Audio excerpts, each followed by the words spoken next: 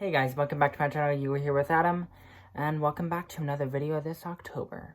So as you guys know, the last video was my video where I was reading a creepypasta named Teeth.jpg, and it's getting creepy and I only got through half of it, and this is going to be the second part.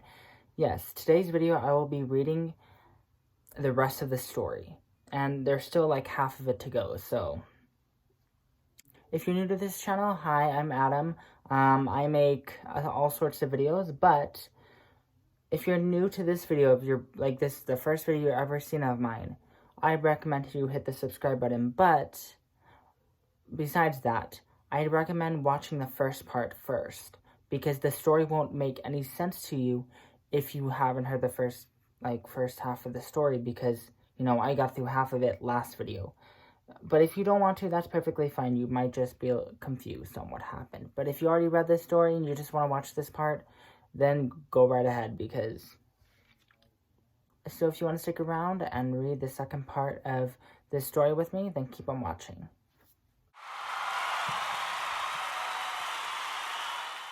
Okay guys, so I'm back to my sister's laptop. Anyway, so I'm just going to begin.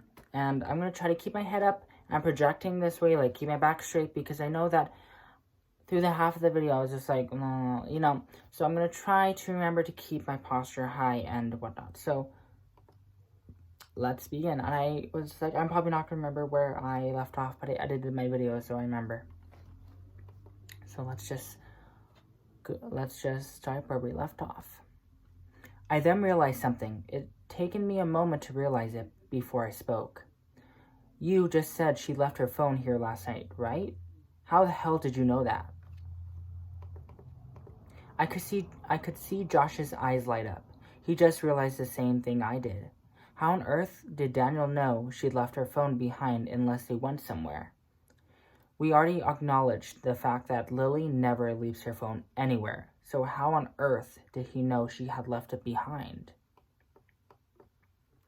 Daniel didn't answer us. He was silent for a while before he pushed past us and walked into his room, slamming the door shut. We walked over to his door, banging on it harshly before he shouted, "Leave me alone. I have coursework to do. I'm sure Lily will show up tonight. Just stop being so paranoid." We just didn't know what to do. Daniel clearly knew way more than he let on, but there was no way we were going to get that out of him. We walked back into the living room and slumped back down. I ran a hand down my hair. What the hell was going on? I then realized that Daniel had left his bags on the sofa. He must have been too flustered to pick them up when he stormed into his room. I peered around to Daniel's door, hearing no sound of him leaving his room yet. I knew soon enough he would be coming out to get his bags. In a moment of madness, I picked up the satchel and emptied its contents onto the coffee table. I could see Josh's eyes widen before he whispered to me frantically, "What the hell are you doing? What if he sees you?" I didn't care. I needed to know anything I could about Lily.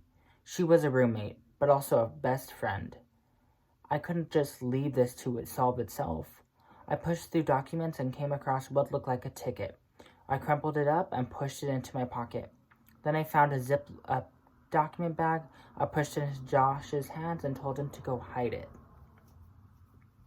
He complied and went and hid it in his room. I then quickly put all the other stuff back into Daniel's bag, rested it up like it had looked before. I then got up and walked into Josh's room. I watched Daniel go back to the living room and pick up his bags.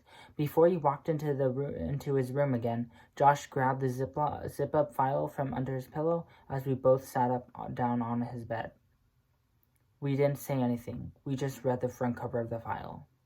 And as you guys already guessed it, it says teeth. It sent chills up my spine. I knew that whatever was inside would have a connection to the image I found on the computer, but what we saw was nothing we expected.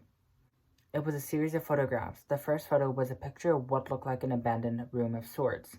The walls were covered in old floral wallpaper, and the floor was just damp wood.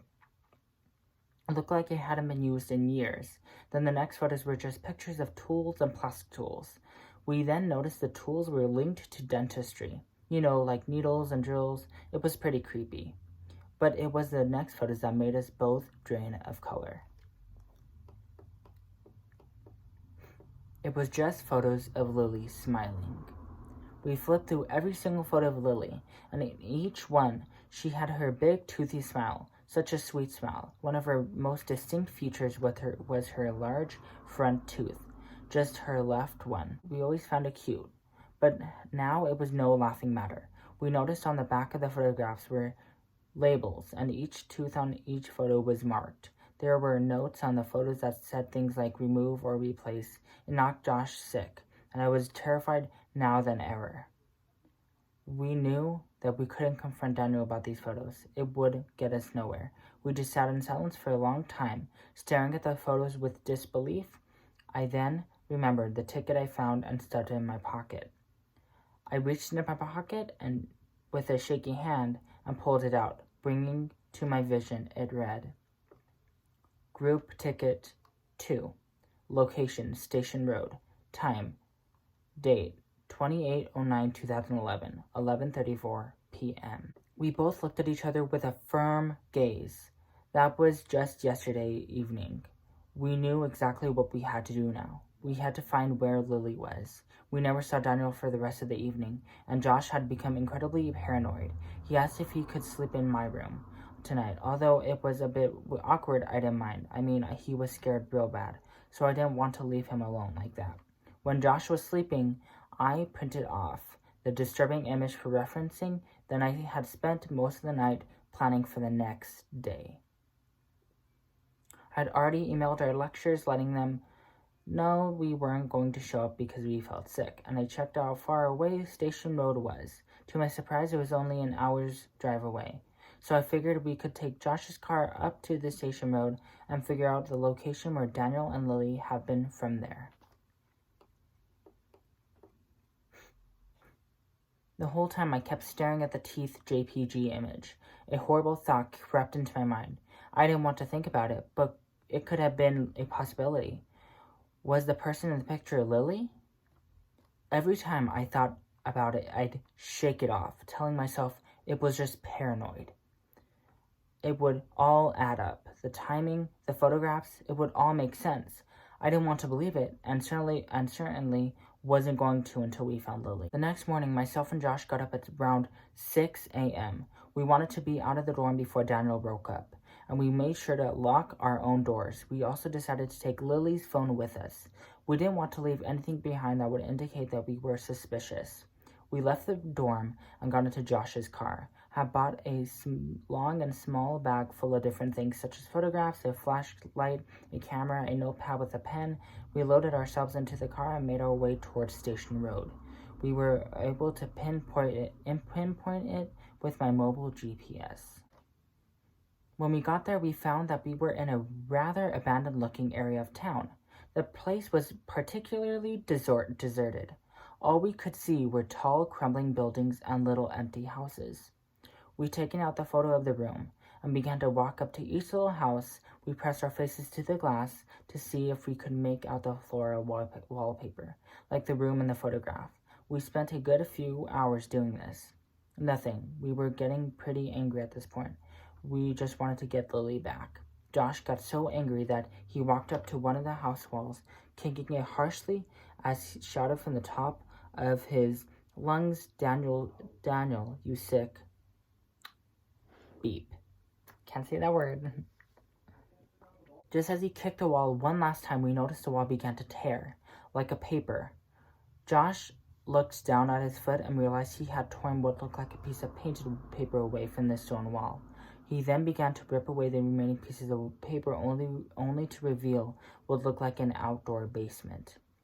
The doors were rustic and scratched, but we noticed that the metallic handle was clean, as if it had been tampered with. As if it has been tampered with.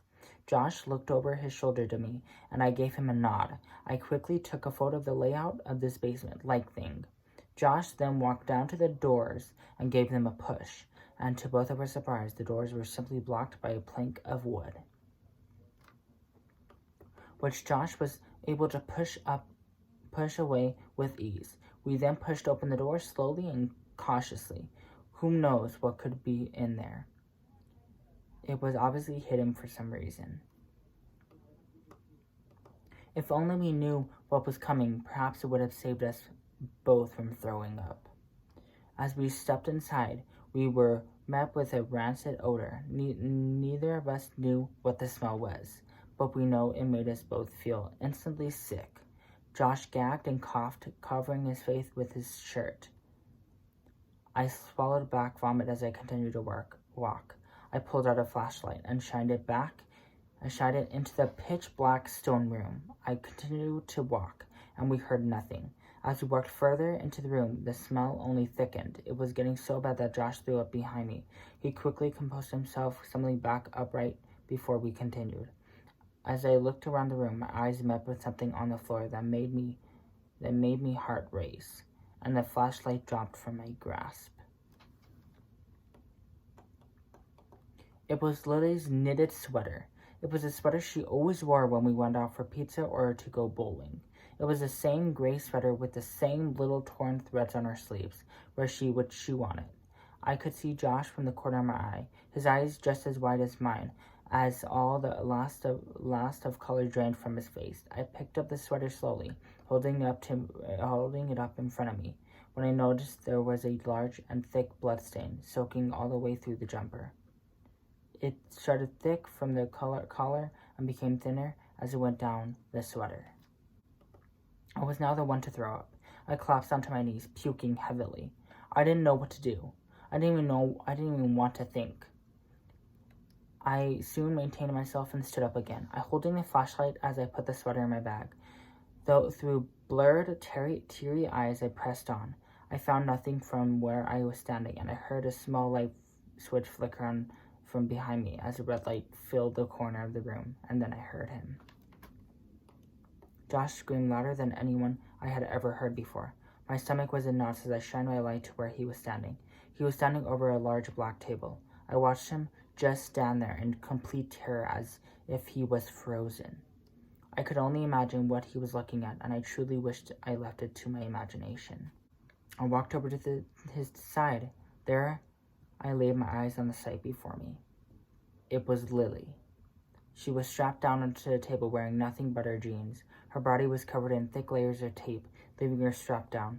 One of her arms dangled down to one of her sides, but the other arm was nowhere to be seen. In replacement was just a taped up stub with stains of blood under it. I could hardly breathe. My stomach was now so knotted and my breathing so tight all I could do was stare. I looked up at Lily's face. Her head was forced back, and we could see that her innocent blue eyes had been violently gouged out, and in replacement was thick black wax that filled up the empty eye sockets. Her nose had been contorted and broken, snapped in many places, but the worst part of it all was her mouth. Her jaw was been forced open, and we could see her mouth had also been filled with the same black wax. Her teeth had been ripped out and misplaced in all different directions. I then noticed her mouth had been stretched upright, her cheek tearing to reveal more teeth that had been pulled from her mouth. I gave her a contorted, horrible smile. Her face was covered in streams of her own dried-up blood. I stared at the hand that was holding the mouth open. It was her own. Her own had been stitched to the ripped cheek. The flesh was torn and falling apart under her nails. Her nails were cracked and chipped with staples and little threads holding the hand in place. The red fluorescent light created horrific shadows and highlighted every grotesque feature that was on Lily's face.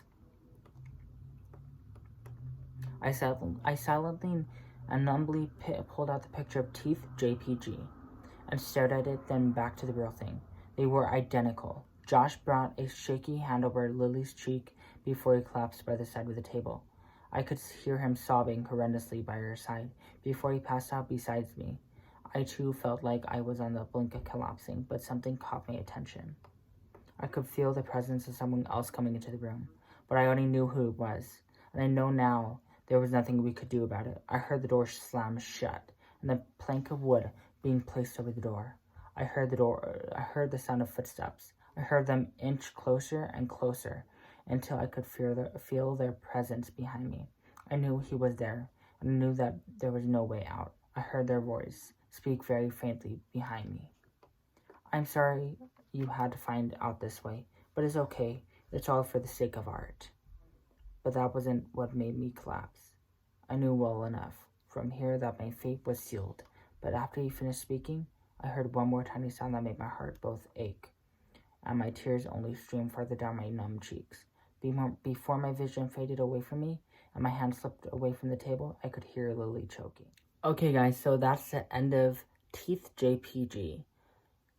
It's creepy, so terrifying, and the fact that it could actually happen is just makes it more terrifying.